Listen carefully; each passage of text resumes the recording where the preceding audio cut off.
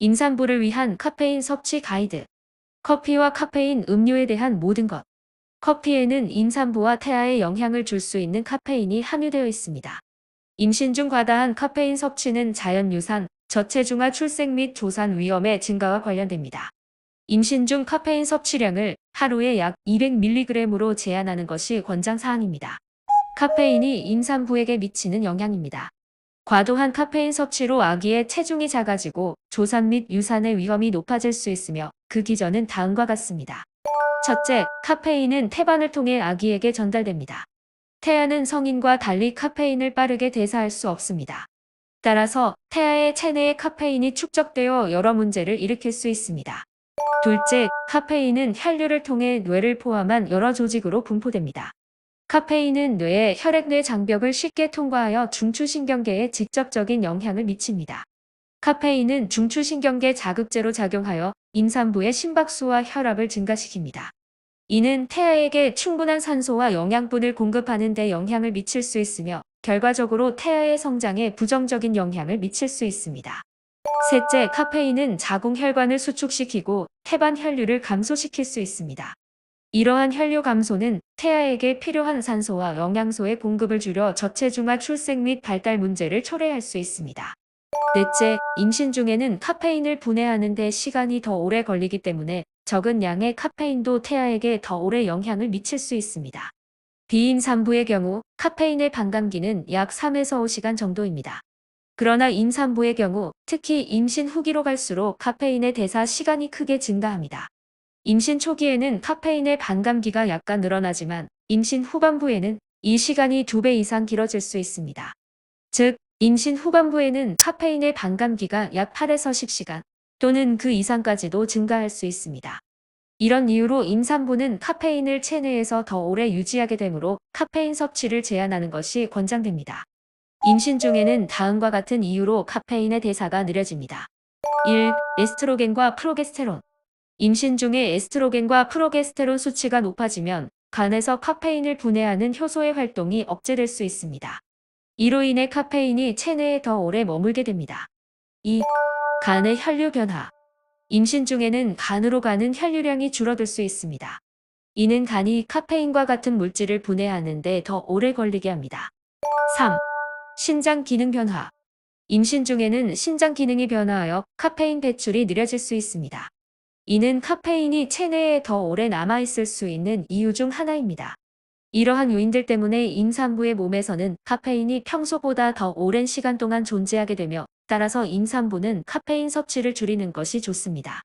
카페인의 과도한 섭취는 임산부와 태아 모두에게 부정적인 영향을 미칠 수 있으며 따라서 임신 중에는 카페인 섭취를 제한하는 것이 권장됩니다. 카페인이란? 카페인은 주로 커피, 차, 초콜릿, 에너지 음료 등에서 발견되는 천연 물질입니다. 알칼로이드의 일종으로 신경계를 자극하는 효과가 있습니다. 이로 인해 각성 효과를 주고 피로감을 줄이는 데 도움을 줄 수 있습니다. 카페인의 기능과 효과입니다. 각성 효과. 카페인은 중추신경계의 흥분제로 작용하여 각성 효과를 유발합니다.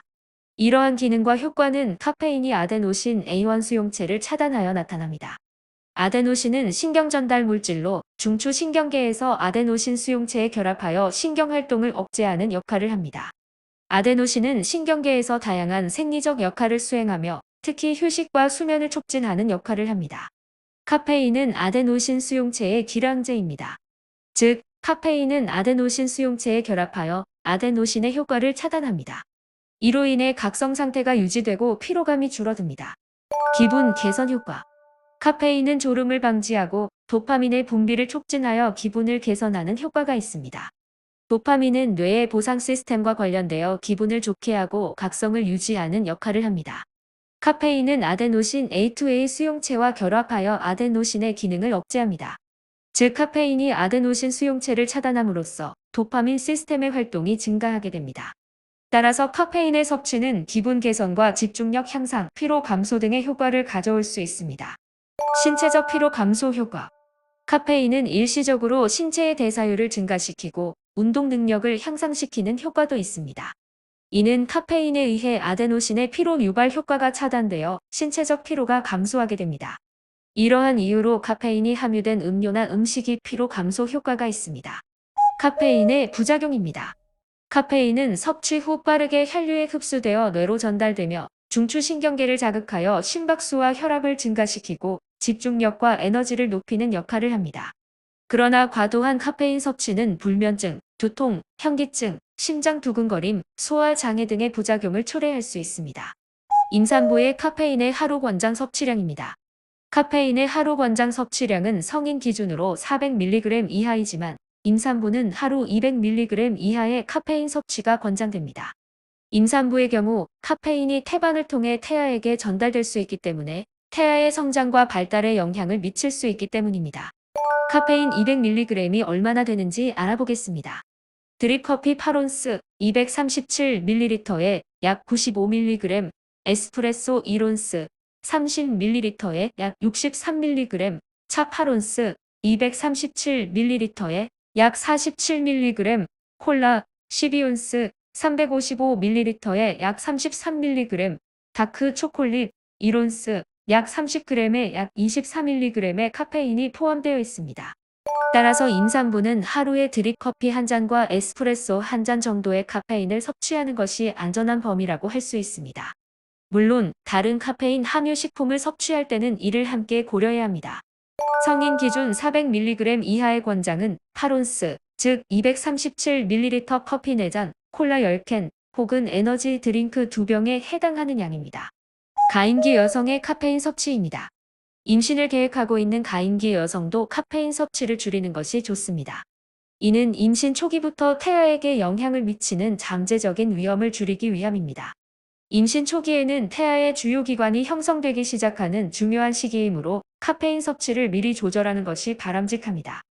다음과 같은 지침을 따르도록 하세요. 1. 임신 계획 전 몇 달 전. 임신을 계획하고 있다면 최소한 임신 시도하기 몇 달 전부터 카페인 섭취를 줄이는 것이 좋습니다. 이는 몸이 변화에 적응할 시간을 주기 위함입니다. 2. 권장 섭취량. 하루 200mg 이하의 카페인을 섭취하는 것이 권장됩니다. 또한 카페인이 들어있는 차, 초콜릿, 에너지 드링크 등의 섭취도 고려해야 합니다. 이렇게 함으로써 임신 초기부터 안전한 카페인 섭취 수준을 유지할 수 있으며 태아와 산모의 건강을 지킬 수 있습니다. 솔루션입니다. 임신 중 카페인 섭취량을 하루에 약 200mg으로 제한하세요.